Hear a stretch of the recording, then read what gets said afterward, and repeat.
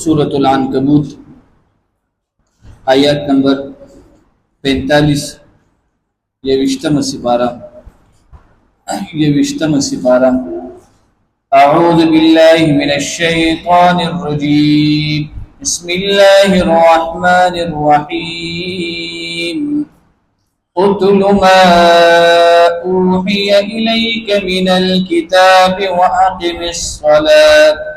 इन्नस सलाता तन्हा अनिल फ़हशाइ वल मुनकर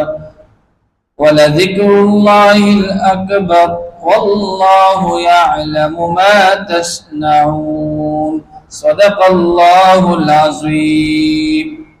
सूरतुल अनकबूत आयत नंबर 45 ये विश्तम सिपारा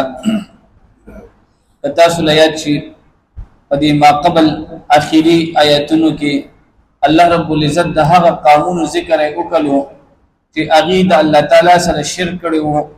द हग़ शिरक द वजह अल्लाह ताला हगी तबाह बर्बाद कल दुनिया की उस दीज़े न अल्लाह ताला नबी अलैहिस्सलातु वस्सलाम ता द दावत तरीका खई मुझे नबी अलैहिस्सलातु वस्सलाम ता कम तरीका अल्लाह ताला खोलिदा उन्दक तरीका अल्लाह ताला जकम दे उलमा तबम खई उन्दक तरीका दा जकम दे दीन वारिसान दी तबलीगी हजरात दी या जकम जमुंगा द खानकाह खलक दी नो हगी जकम दे दीन दावत पदग तरीको मांदी कई नंबर 1 दा दे उतलु मा ऊहिया इलैका मिनल किताब अल्लाह रब्बुल इज़्ज़त नबी अलैहिस्सलातु वस्सलाम ता फरमाई कि कल हम ता दावत चले तबलीग के नो हगी के जकम दे द हग चीज तिलावत कवच पता मांदे नाजिल शिवी न पर नबी अलैहिस्सलातु वस्सलाम माने दो चीज़ों नाजिल शिवी दी यो कुरान मजीद दे और यो अहादीस मुबारका अहादीस सुमरन दी द दी मजमून च कम दे दा अल्लाह ताला दे अल्फाज द नबी अलैहिस्सलातु वस्सलाम दी वो हकीकतन हदीस हम दा अल्लाह दे तरफ च कम दे यो मजमून दे द दावत तबलीग अवलने तरीका दाश वाला چې داغه به کم دی د قران او په حدیث په رڼا کې به کیږي دویم چې کم دی په دې باندې عمل کول په قران او حدیث باندې عمل کول چې داغه اولنې نمبر جز چې کم دی منز دی بنده چې کله منز کوي نو د دې دا مطلب دی چې د قران او حدیث په رڼا کې دعوت او تبلیغ چې کم دی کړی دی او بیا دغه عملن خپل صورت په منز کې پیش کړو اوس الله رب العزت د منز فائدہ بیانې چې کله بنده مونږ کوي او د مونږ فائدہ دا ده چې انسان په د عملی ګناهونو نه هم بچ کوي عملی ګناهونه څه شي دي چې کم پلا سخپو سره کیږي مثلا زنا ده مثلا قتل دي مثلا شراب سکل دي مثلا جواری کول دي دا هغه شیزونه دي چې دا د انسان پلا سخپو سره کیږي نو الله فرمایي چې دا د مونږ کم دي نمبر 1 انعام دا دي چې انسان په د عمل د ګنا نه بچ کوي اور دویمه د مونږ فائدہ دادا ول منکر الله فرمایي چې د مونږ دویمه فائدہ دادا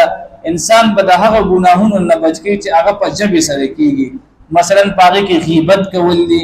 پاغه کې دروغ ویل دي پاغه کې چغلخوري کول دي پاغه کې دو مسلمانان په خپل منځ کې جنگول دي سودا کې پکې دروغ ویل دي دا د مونږ فائدې دي انسان چې کله مونږ کوي دې فائدہ بداوي چې دې با عملاً د ګنا نه به هم بچ کیږي او د قولن چې کم ګناهونه دي دا غینه به هم دې سکیږي بچ کیږي او دریم نمبر حکم الله رب العزت نبی صلی الله علیه وسلم ته دا کوي چې پهلنې دعوت او تبلیغ د قران او حدیث سره دویم حکم چې کم دې منځ دي او دریم حکم چې کم دې د الله تعالی ذکر دي الله تعالی ذکر اوس د الله تعالی ذکر دا د ټول مخلوقات دا غنه افضل دي ځکه الله تعالی لوی دي ذکر هم څه شي دي وی دي په دې آیت کې د درې شذونه ذکر کیږي اتل ما اوحیا او تلاوت کوته نبی له صلوات و سلام ما اوحیا الیک ده هغه چې وی او شول نبی له صلوات و سلام ست طرف ته من الكتاب لقرآن مجيدنا وأقم الصلاة وقائم کرمز إن الصلاة تنهى وبشك منز منكوي عن الفحشاء دبي حياء كارننا والمنكر ولن أخوخ كارننا ولذكر الله أكبر ومخامخا يا دولد الله رب العزت تدير زياد بيده والله يعلم والله رب العزت کوئی ما تصنعون فهذا ستتاسوی کوي. نمبر 4 د دعوت او تبلیغ د پاره سلورم اصول دادي. الله فرمای نبی صلی الله علیه وسلم د طریقې اهل کتاب يهوديان عیسایان او دغه شانتي د دین علاوه کافران نبی صلی الله علیه وسلم ته الله فرمای چې دي خلکو سره بحث مکوا. ډیر خلک داسې وي چې هغه نه ایمان وروړي نه قران مني نه حدیث مني اسه چې کم دي بحثونه کوي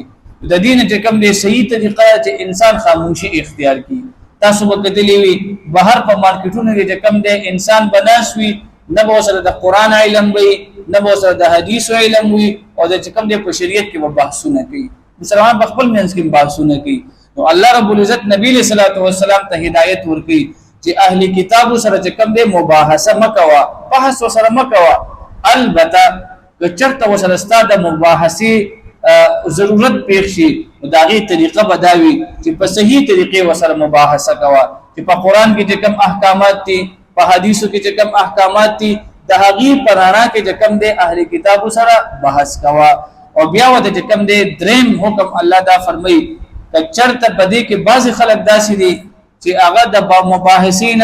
او د دلایل نه باوجود کم دي نورم ظلم کوي نو هغه سره کم دی بیا د جهاد حکم هم دی دا غي سره بیا د جهاد حکم هم دی. نو په دې آیت کې د دې ذکر دی چې اهل کتاب سره مباحثه کول ندي پکار. ولا تجادلوا اهل الكتاب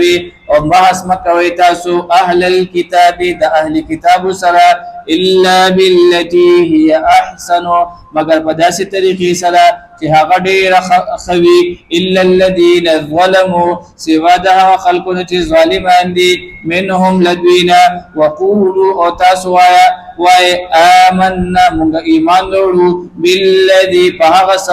انزل الينا چې نازل کړی شوی دی زموږ طرف ته وانزل اليكم او چې نازل کړی شوی دی پتا سو باندې والهنا والهكم او زمونږ معبود او تاسو معبود واحد هغه یو دی ونحن له مسلمون او مون هغه